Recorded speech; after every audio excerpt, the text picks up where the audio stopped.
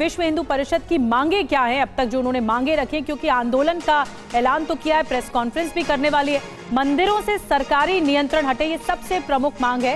ये कंट्रोल हटना चाहिए जो सरकार का है। सरकारों से मंदिर छोड़ने की मांग की गई है। मंदिरों की मुक्ति के लिए पूरा अभियान चलाएंगे, ये वीएचपी का कहना है। हिंदू समाज को दिया जाए प्रबंधन, उसका जो मैनेजमेंट का काम है वो हिंदू समाज को ही दिया जाना चाहिए। अब विश्व हिंदू परिषद ने कमर कस ली है कि सरकारों मंदिर छोड़ो, सरकारों को मंदिर छोड़ना पड़ेगा। इसके लिए अभी जल्दी ही विश्व हिंदू परिषद ने एक नई बड़ी कार्य योजना की घोषणा कर रही है।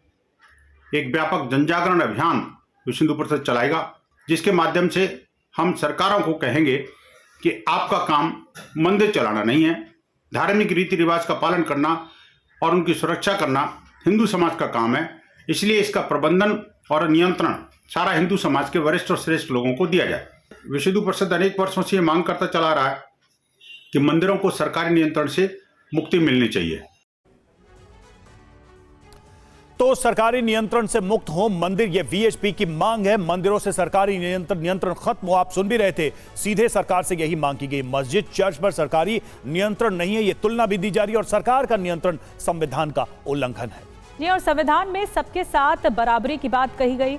सरकार ने मंदिरों पर कब्जा कर लिया और फिर मंदिरों की आय दूसरे धर्मों पर खर्च करती है सरकार, ये भी कहना है। नियंत्रण खत्म कराने के लिए अभियान शुरू होगा, जो कि वीएचपी विश्व हिंदू परिषद कह रही है। विनोद बंसल को आपने सुना है।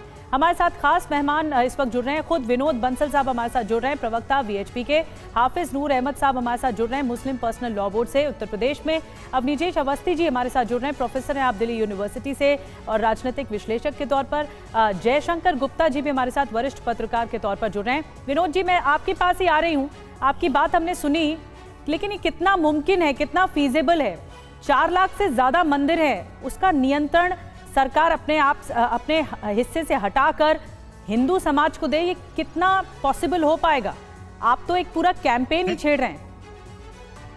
नहीं, देखिए, सबसे पहली तो बात यह है कि कोई आंदोलन नहीं है। जो आज हम इस कार्यक्रम की घोषणा करने वाले हैं, माननीय मिलिंद पांडे जी हमारे संगठन महामंत्री हैं, वो आज शाम को 3:30 बजे एक प्रेस कॉन्फ्रेंस करके इस अभियान के सारे योजनाओं को वो आपके सामने रखेंगे। और देखिए, हम किसी सरकार के विरुद्ध कोई मूवमेंट नहीं छेड़ रहे, हम जन जागरण अभियान शुरू करने वाले हैं। और इस जन जागरण अभियान के माध्यम से हम देश की सरकारों को, और ये अभियान हमारा बहुत पुराना है, अभी हमने जो इस अभियान के 2 चरण हमारे पूरे हो चुके हैं।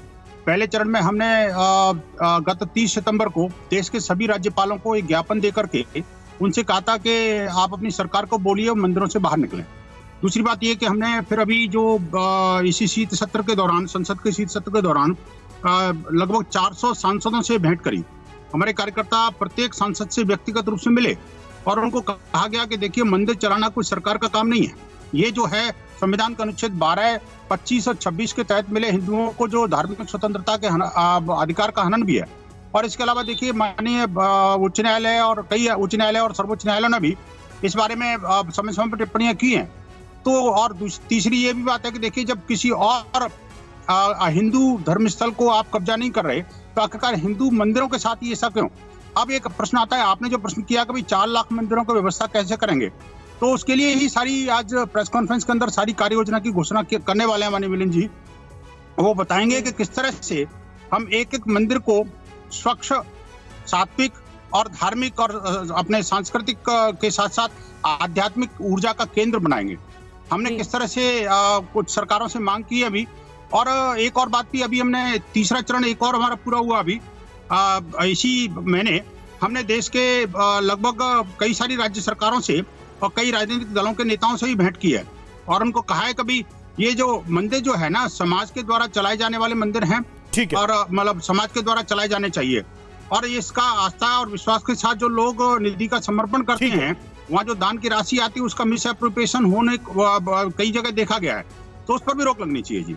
ठीक है, तो आप सीधे तौर पे कह रहे हैं कि मंदिरों से जो भी सरकार का नियंत्रण है वो खत्म हो।